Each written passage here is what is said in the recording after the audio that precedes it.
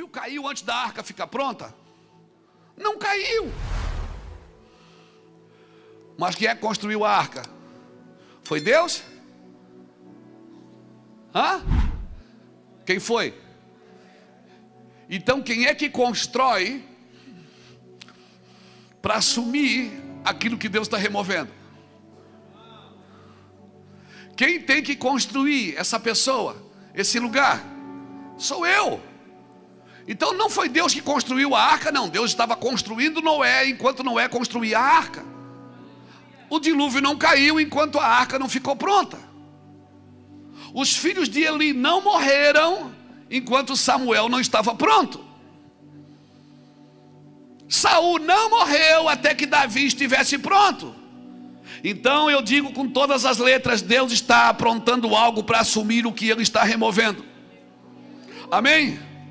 Ele não removerá até que tenha preparado o novo para assumir o que Ele está removendo.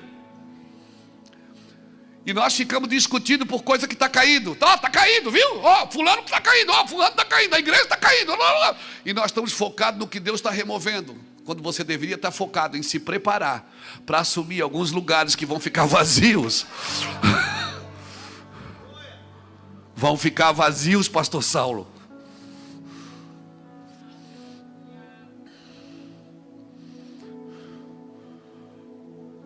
Vão ficar vazios. Só que ninguém te vê derrubar leão e urso. Como ninguém te vê, não tem aplauso, não tem plateia. Mas você sabe que está derrubando. Você sabe. Sabe ou não sabe? O leão de manhã, o urso de tarde. E pensa que pode descansar. Não, irmão. Esse é o nosso problema. Nós só achamos que Deus nos usa quando tem alguém assistindo ou quando a câmera está ligada. Não, querido. Deus está te preparando. Por isso você tem que ser experimentado e ser contente em todas as circunstâncias da vida. Em tudo ser experimentado. Ser experimentado na dor, na perseguição, na tristeza, na angústia. Amém? Porque a glória de um homem não está no primeiro tapa, está no segundo. Como é isso? Quando alguém dá um, você dá o outro lado. Ninguém dá um aleluia, mas amém. A glória de um homem está na segunda milha.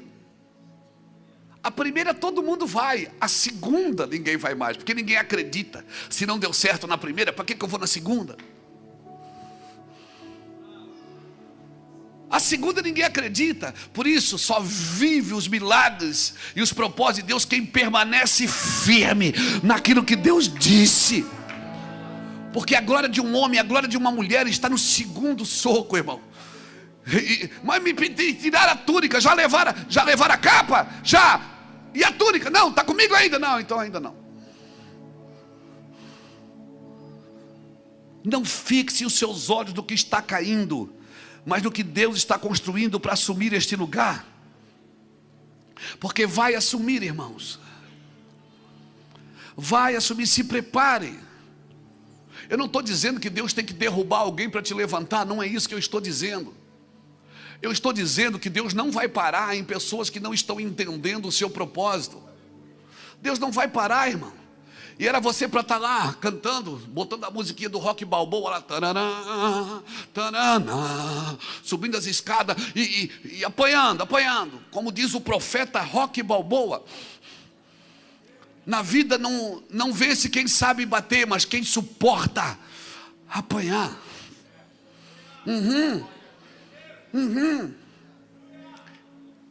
Não, irmãos, isso é para te treinar.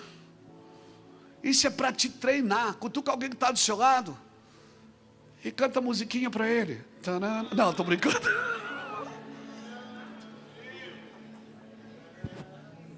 A gente era mais jovem, não faz muito tempo. A gente ia no cinema, quando tinha um cinema, né? Que a gente ia no cinema, ver o filme do Rock Balboa, ele apanhava. Daqui a pouco ele caía, aí via as imagens, tudo do passado, lembra? As imagens, Rocky, aí daqui a pouco colocava a musiquinha, ele ficava, ele levantava assim, Aí nós começávamos no cinema, já sabia que o pau ia pegar, meu filho. O mocinho ia ganhar a luta. Aleluia. Glória a Deus. Rocky Balboa. Meu irmão. Aleluia. Glória a Deus. Mas a gente apanha, já cai. Já sofre. Já desiste. E já fala besteira. Vou parar. Estou cansado. Não aguento mais, né, amor?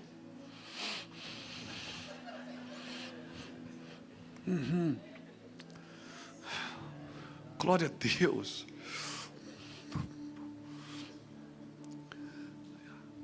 Você cansa, não vê futuro. Por quê? Porque você sai da agenda de Deus para olhar para a sua agenda. E na sua agenda não tem sucesso, porque você tem que fazer alguma coisa para vencer. Mas na agenda de Deus, querido, já está consumado. Na agenda de Deus já está consumado. Aleluia, o Cordeiro foi sacrificado antes da fundação do mundo. Na agenda de Deus já está tudo pronto, meu filho. Aleluia. Eu vou dizer uma coisa para você que Danduque diz para mim sempre que eu ligo para ele. Ele disse, eu vejo você no futuro, Luiz, e você está muito melhor do que hoje. Aleluia. Deixa eu usar essa palavra motivacional, que eu nem sei pregar motivacional. Mas eu vejo você no futuro e você está muito melhor do que hoje. Muito mais animado do que hoje, muito melhor do que hoje, e muito mais preparado para viver a glória e a unção de Deus na sua vida. Você está me entendendo, querido? Mas por favor, se você não está entendendo, não fala besteira. Fala o que Paulo falou, eu tudo posso naquele que me fortalece. Eu aprendi a andar em cima, andar embaixo, no monte, no vale, na alegria ou na tristeza, na saúde ou na doença, na prosperidade ou na adversidade. Ei, eu aprendi. Entenda isso. E deixa que o Espírito Santo que foi te dado atrai a Deus para você. Quem atrai o Deus que você precisa é o Espírito Santo que está em você. Foi Deus que deu ele para você, para ele atrair Deus para você e mostrar Deus para você. Talvez o que você esteja vendo não seja Deus, seja o quê? Fruto dos seus estímulos, seja fruto das suas decepções. Não, irmãos, eu preciso entender o amor de Deus. Mas eu não sinto, pastor. Você não tem que sentir, você tem que entender. Porque você pode esquecer o que sente, mas nunca esquecerá o que entendeu. O que você sente, você pode esquecer um dia. Quando você não sentir mais, você esquece. Mas se você entendeu, irmão, ninguém mais tira de dentro de você. Por isso que Paulo, preso dentro de uma cadeia, prestes a morrer, ele disse, eu tudo posso naquele que me fortalece. Aleluia. Glórias a Deus. Quando eu entendo, ninguém mais me tira dali. Aleluia. Pastor, mas é difícil lidar com crítica, lidar com isso. Você queria o quê? Queria ser aceito no mundo que Jesus foi rejeitado? Você queria ser aceito no mundo que Jesus foi rejeitado? Você quer ser aplaudido no mundo que Jesus foi crucificado? Você quer estar sempre de pé no mundo caído? Sabe, a única maneira de ficar de pé nesse mundo caído é pedindo socorro, é pedindo ajuda, é dizendo, me ajuda e me tire daqui. Há um pedido de ajuda, não é um ato de desistência, é um ato de eu quero continuar. Então o que eu sinto é bom, claro que é bom sentir, irmãos. Não anula o sentimento, não dá para deixar a alma em casa. A gente sente quando as pessoas falam mal da gente, a gente sente quando atacam a gente, quando atacam a nossa família, quando xingam a gente. Às vezes uma bobeira que você deu no trânsito, ia entrar e não entrou, o cara passa e faz dedo para você, xinga a dona Roseli, minha mãe, uma senhora tão abençoada. Dá vontade de ir atrás do cara? Não dá, gente. Quem tem vontade de ir atrás? Isso, sorria, não tem problema nenhum, você é normal. Não tem escondido, não, o sangue de Jesus tem poder, eu sou crente. Ah, para de besteira. Você tem vontade de ir atrás, sim.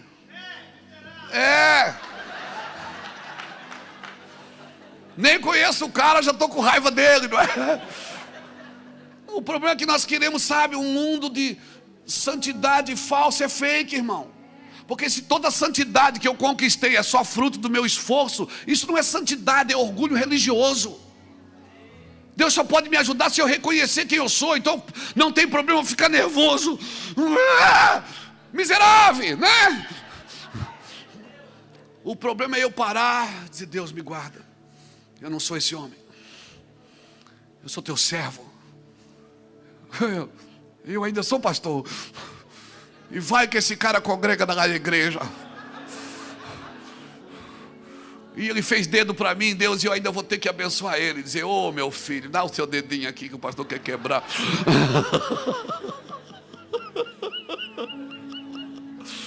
O problema é que a gente quer posar de bacana. Tá tudo certo, como é que está, meu? A gente até muda para falar de Deus, muda a voz. Como é que está, irmão? Eu não estou na bênção. Uau, uau, uau. Tá nada, irmão. Tá na luta. Pede ajuda. Cara, me ajuda, eu sou nervoso. Eu preciso de ajuda, cara, eu sou bravo. Não tem problema nenhum, a gente quer posar, mostrar uma coisa que a gente não é. Deus não procura pessoas ideais, é as reais. As reais que vão tocar o coração de Deus, que vão viver o Evangelho, que vão viver a palavra. A palavra é cortante, irmãos. Por isso que todo crente precisa aplicar a Bíblia, a palavra de Deus à sua vida. Hebreus 4, versículo 12 e 13 diz assim: porque a palavra de Deus é viva e eficaz, e é mais cortante do que qualquer espada de 2 gumes, e penetra até o ponto de dividir a alma e o espírito, as juntas e medulas. E ela é o quê? Ela é apta para discernir os pensamentos e propósito do coração. A palavra ajuda você a discernir o pensamento e propósito do coração. E não há, agora isso é terrível, porque não há criatura que não seja manifesta na sua presença. Pelo contrário, todas as coisas estão descobertas e patentes aos olhos daquele que temos que prestar contas. Então não adianta, quando você disfarça para o irmão, você está disfarçando para Deus também. Amém? Quando você disfarça para o irmão, você está disfarçando para Deus. Você quer vender um produto que você não é. Às vezes o casal vem brigando dentro do carro para a igreja, irmão. Chega no estacionamento da igreja, dá a mão aqui, vamos entrar na casa do Senhor. E aí passa pelo primeiro crente: a paz do Senhor, querida. Todo mundo diz: a paz. Mentira, não tem paz. E o pior, os homens mentem mais que as mulheres. Você dá paz do Senhor e já olha para ela. Ela está doida para dizer: não tem paz nenhuma aqui, esse homem é um miserável, estou com vontade de matar ele. Só as irmãs agora, quem tem vontade? Não.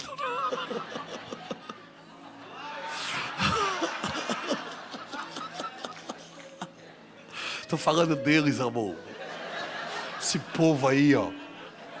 Nós é outro nível, mano. Nós somos pastor presidente. Entendeu?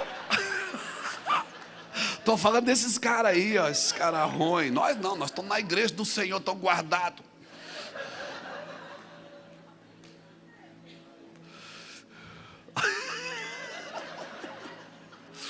Aleluia. Você está me entendendo, irmão? Seja real. Você nunca vai poder dizer tudo posso naquele que me fortalece, se você não disser o que Paulo disse.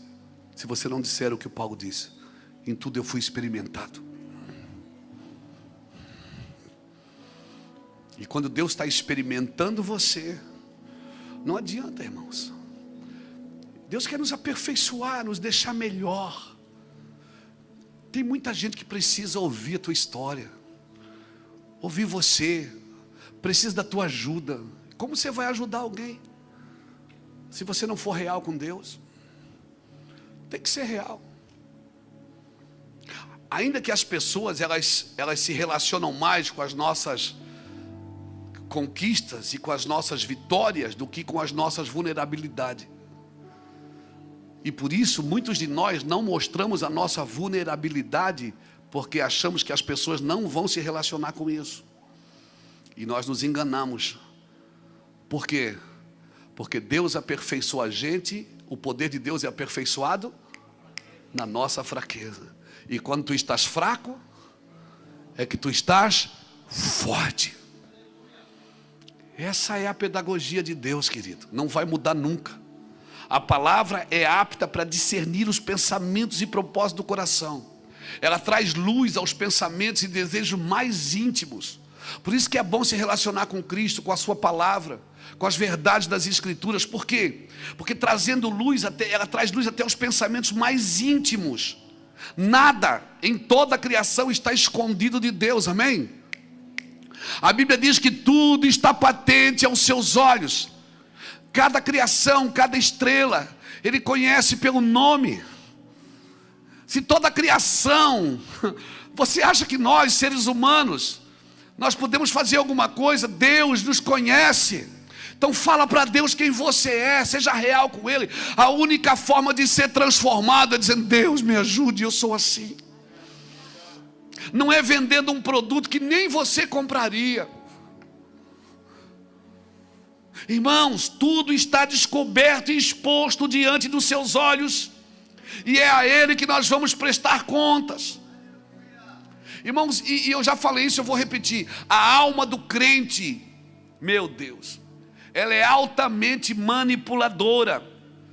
E olha, quer saber, ela é mais manipuladora do que a alma do ímpio. Por quê? Porque o crente, quando manipula, ele espiritualiza. O ímpio não. O ímpio já solta um palavrão. O crente, ele espiritualiza. Ele espiritualiza, ele coloca Deus no negócio. E aí quando a pessoa diz que Deus disse, Deus falou, e Deus mostrou, o que você vai dizer? Eu sou louco de ir contra Deus. Por isso é muito pior lidar com a alma do crente do que com a alma do ímpio.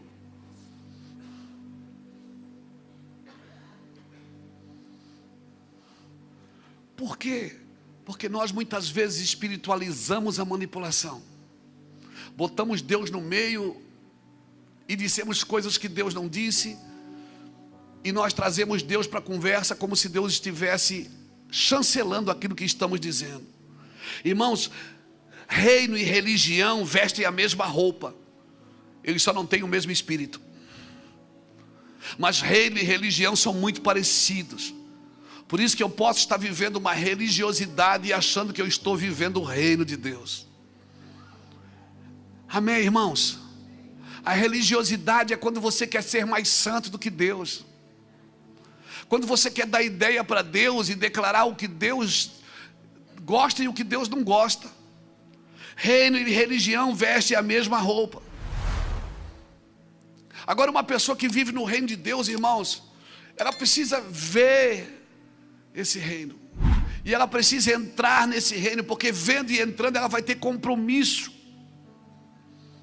Ela vai saber para onde ela deve ir com clareza. E quando você sabe para onde você está indo com clareza, você se compromete com aquilo que você está fazendo.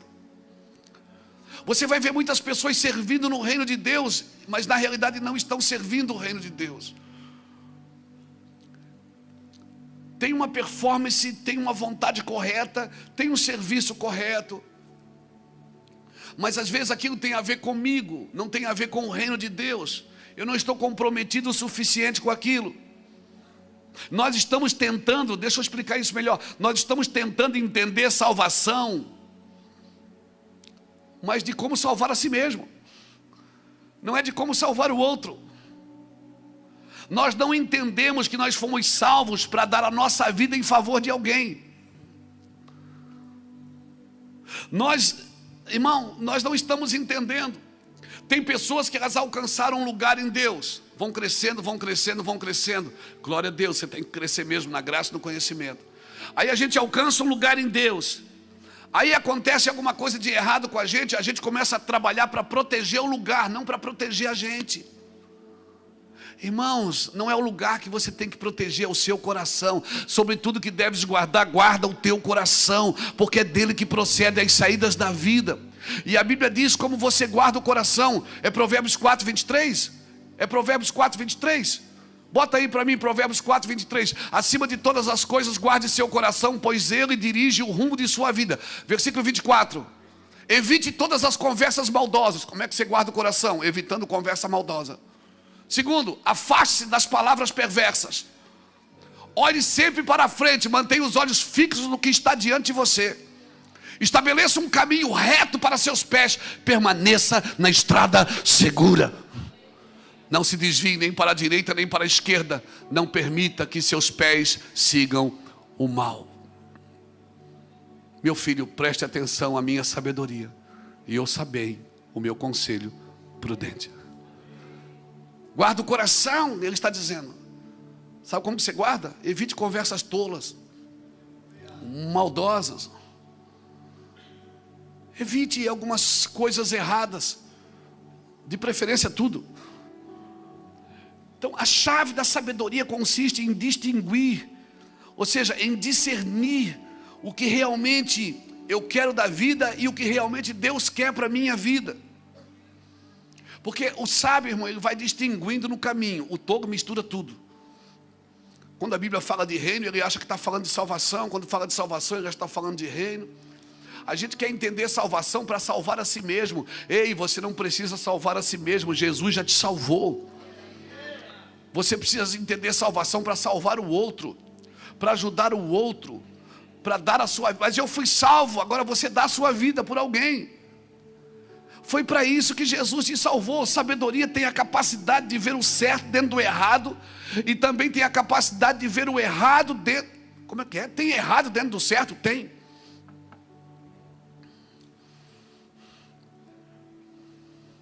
Sabe, essa semana eu estava orando, dos períodos ali de oração, Jesus falou assim para mim: Luiz, você acredita que eu posso ser glorificado numa coisa que você fez errado? Eu disse, claro que não. Ele disse, mas eu posso. Eu disse, como? Ele disse, se você se arrepender.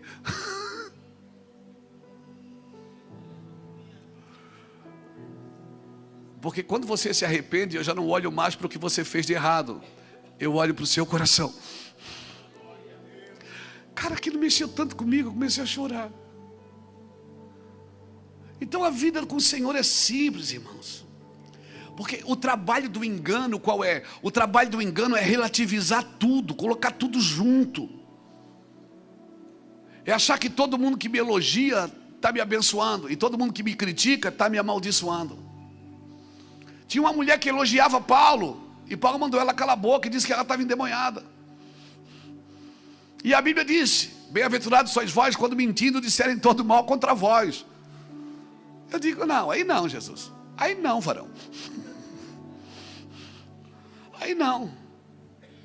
Então, a sabedoria, o temor do Senhor, ele vai alinhando o nosso coração para a gente separar o adorador da adoração.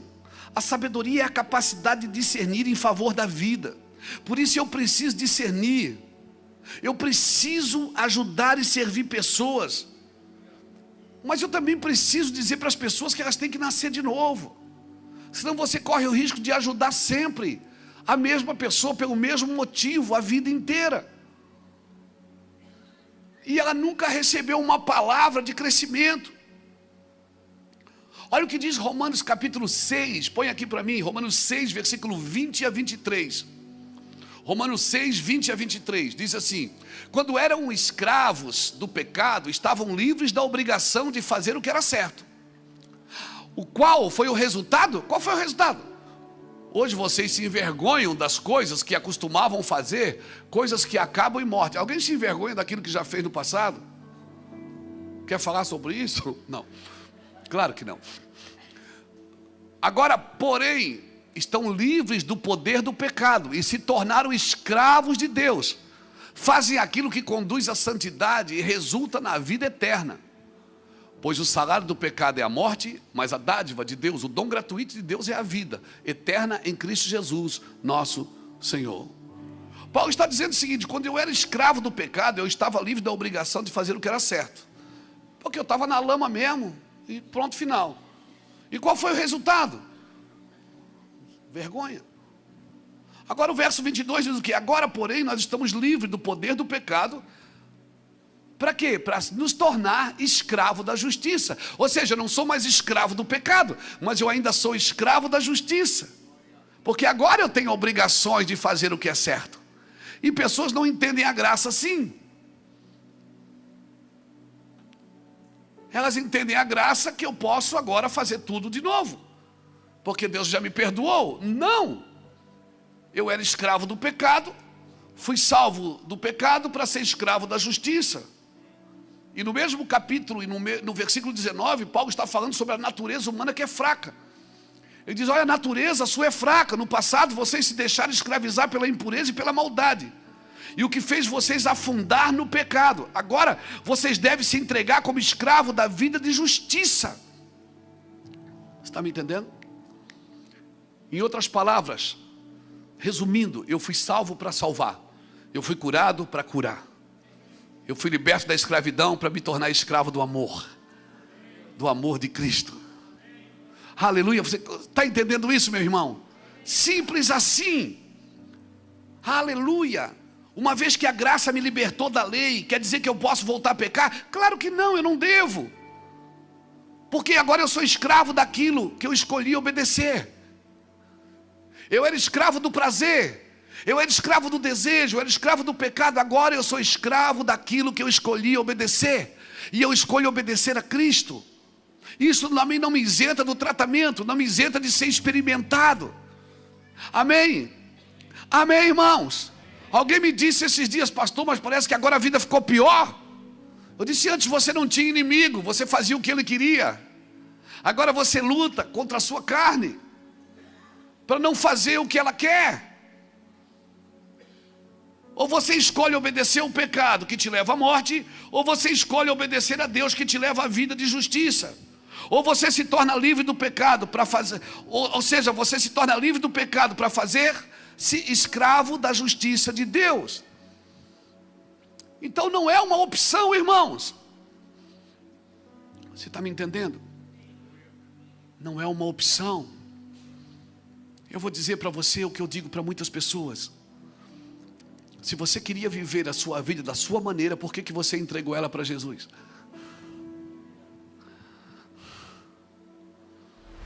Se você queria viver do seu jeito, da sua forma, por que você entregou sua vida para Jesus? Eu vou dizer por que você entregou. Você entregou porque você não suportava mais a antiga vida. Estou certo? Estou certo? Aleluia. Quanto tempo faz que você não chega bêbado em casa? Quanto tempo faz que você não chega drogado em casa? Quanto tempo faz que você não trai o seu cônjuge? Quanto tempo faz que você não toma nada de ninguém? Quanto tempo faz que você não pensa mal dos outros sem lutar para se livrar disso? Quanto tempo faz que você não abre a sua boca para condenar, para amaldiçoar? Contabilize. De quem realmente eu mereço ser escravo? Da morte ou da vida? Aleluia. Amém, irmãos? E aí, tem pessoas, eu até falei isso ontem aqui no Café de Pastores: Deus é criador, é ou não é? Mas tem pessoas que usam ele como criado,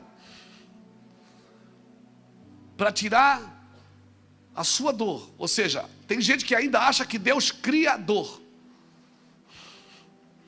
Tem pessoas que criam a dor, a sua própria dor, obedeceram, fizeram escolhas, criou uma dor, agora está usando Deus como criado para tirar a dor que Ele mesmo criou. Deus é criador, irmãos. Não significa que Ele não faz a ferida e também sara. Não significa isso. Se Ele faz a ferida, Ele sara. Mas se quem faz a ferida sou eu, Ele também sara, pastor? Sara. Mas Deus não é meu criado. Ele não é meu criado, Ele é o Criador.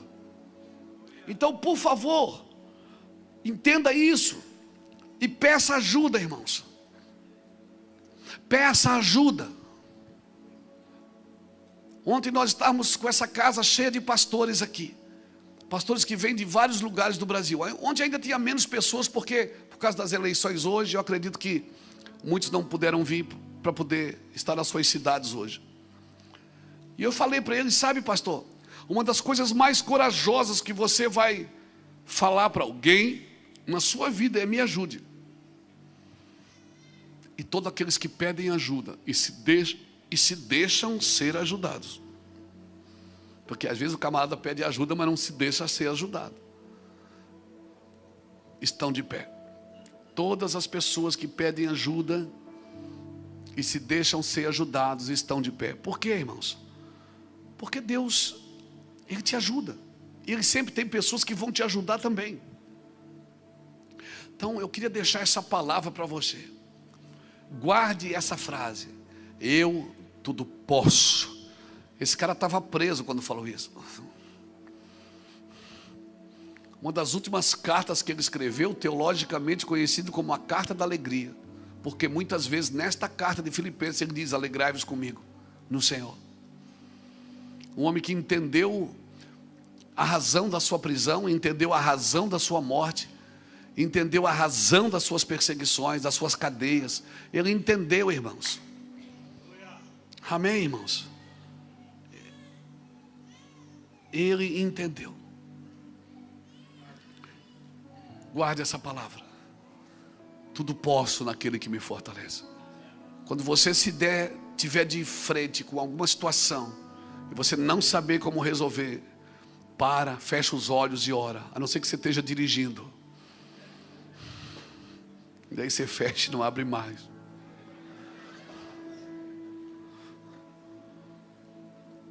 Para e diz: eu tudo posso naquele que me fortalece. Mas também esteja pronto para ser experimentado em tudo. A ter necessidade e a ter fartura. A morar em Alphaville e em Alfavela. Na mansão e no barraco. Ter seu carro próprio ou ir de busão. Seja experimentado e viva cada fase que Deus permite você viver com alegria e gratidão. E depois a gente sente e conversa. Viva cada fase com alegria e gratidão. Não fique procurando um culpado para a sua situação. Aleluia. E também não fique procurando pecado em você, porque você vai achar. E a hora que você achar, se você achar, e certamente vai, deixa que o Espírito Santo vai mostrando para você: isso está errado. Isso está errado. Ouça bons conselhos de pessoas que estão andando com Jesus. Amém, irmãos? Ouça bons conselhos. Nossos relacionamentos, eles precisam ser saudáveis com Cristo. Fique de pé comigo, por favor.